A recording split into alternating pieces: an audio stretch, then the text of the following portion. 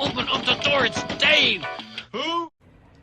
I've mentioned before that Tesla's supercharger network is their secret sauce, but I wanted to delve into that topic a little bit deeper and tell you why it is and what it is about it that makes it interesting.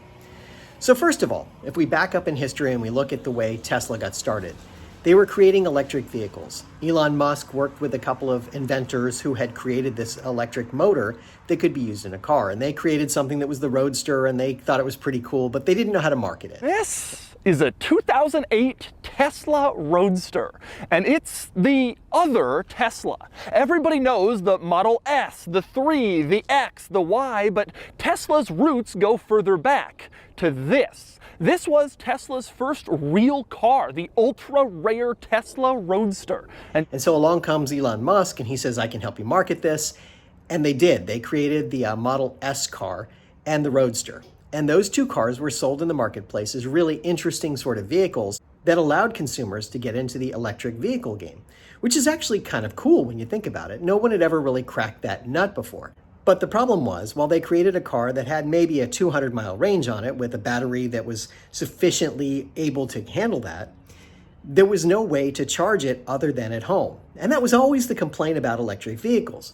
Electric vehicles could only be charged at your home, and you could just kind of take them out and take them somewhere.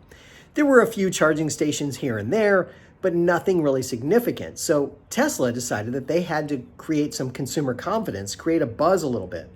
And they started creating a charging network within a corridor around the places that they were selling the most cars. So in California and along the East Coast corridor, they started creating charging stations. And they created what became a charging network that is now known as the supercharger network, which is kind of a great name when you think about it. The idea was really clever. To create something that was a supercharger network allowed people to have that confidence to be able to get out and drive their cars and be able to charge. Now, I live down in South Florida, and the supercharger network didn't extend down here until about 5 or 7 years after they started creating this charging network. So there really was no easy way for someone like me to travel around through South Florida without charging at home. Then eventually they started creating charging stations at different locations, and they kind of set them to be maybe about 100 miles apart from each other so that it would be easy to get to a charging station no matter where you started from. If you charged up to 100%, you could easily get to a destination because there would be charging stations at about 100-mile intervals. Certain areas of the country were underserved by this, and you had to go longer distances to be able to get to somewhere you wanted to go. But over time, they started creating more charging destinations because they realized they could sell more cars and get a greater portion of the EV market. It was kind of smart when you think about it. Really, Tesla stumbled onto this idea for the supercharger network kind of accidentally.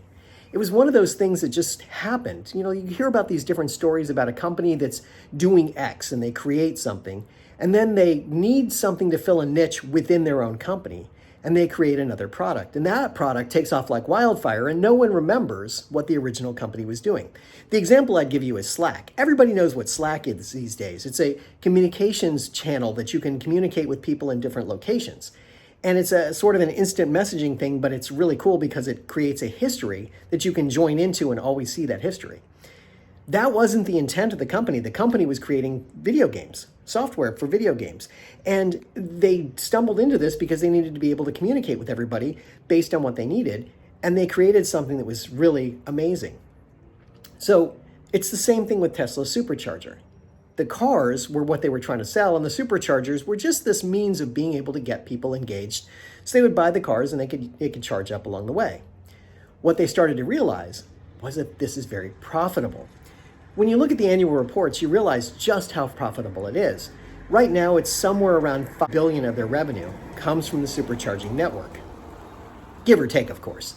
But it's really interesting when you think about how much money comes through that supercharging network. It costs anywhere from about 25 cents to about 75 cents per kilowatt hour to charge at charging stations. And these charging stations are always busy. So you see how they could easily make money on that. They're paying the electric companies something like, 15 cents, 20 cents a kilowatt hour. So they're making money all the time on these charging sessions that people have. But they didn't stop there. Tesla realized that they had a gold mine on their hands and decided to try and pursue other companies to come in and join their charging network. And now many companies have joined the fold, and use the supercharging network as their standard network for charging. Rather than creating their own network, as some of the car companies had thought to do, they're using the supercharging network and signed on with Tesla to pay a fee to be able to use the supercharger network.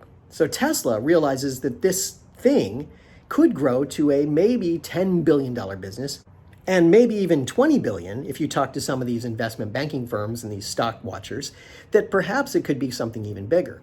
Because each one of these companies is engaging and they're building more superchargers all the time to go different places. So you can pretty much get anywhere you want to get. In fact, I was kind of curious. I live in South Florida and I wanted to know, could I get to Vancouver, Canada from here? And the answer is yes, I could. With my car, I could get in it and I would have to drive for 3 days straight. But I would be able to make it all the way to Vancouver with 22 charging stops. Hey, it's a lot of charging stops, but when you really think about it, it's not that many.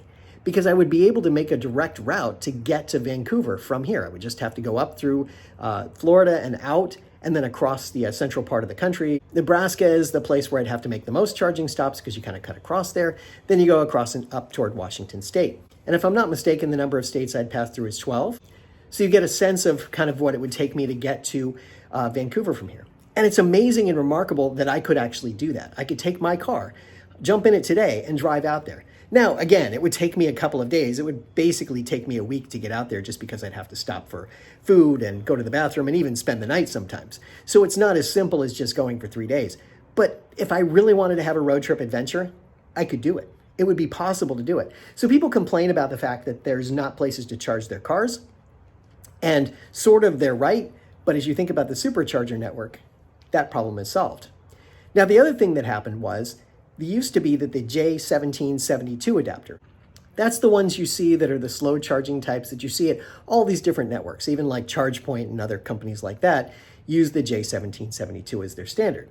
But what happened was that the North American charging standard, the NACS, changed to use the Tesla adapter as their new standard. So what you're going to start to see is these companies like ChargePoint and some of the other networks that are out there will change their adapters to have a Tesla adapter on it because that's the standard. I thought Electrek did a kind of a funny thing here where they put the Tesla charging adapter as kind of a almost whimsical, if you will, if you think about it abstractly, of course, smiley face across the entire United States. I thought that was kind of funny. It was, kind of a funny way to look at it, but that's exactly what's happened here. Tesla has taken over that market. And that thing that they're doing, where they're going to be building something that's going to be a $20 billion network, potentially, is really amazing. I also saw another headline the other day that people were complaining that they want EV charging stations to be more like gas stations. And that makes a lot of sense, where you can pull into them, you can charge up, and you can be on your way in a very short amount of time.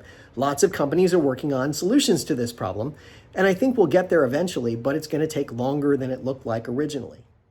But the study dug a little bit deeper and found out that people really wanted some amenities, very simple things like a covering over the charging stations, like the ability to put air in your tires, like the other things that you would expect at a gas station. So there you go. So we have the Tesla supercharger network is the secret sauce. Anyway, that's the story I wanted to share with you. What's your point, David?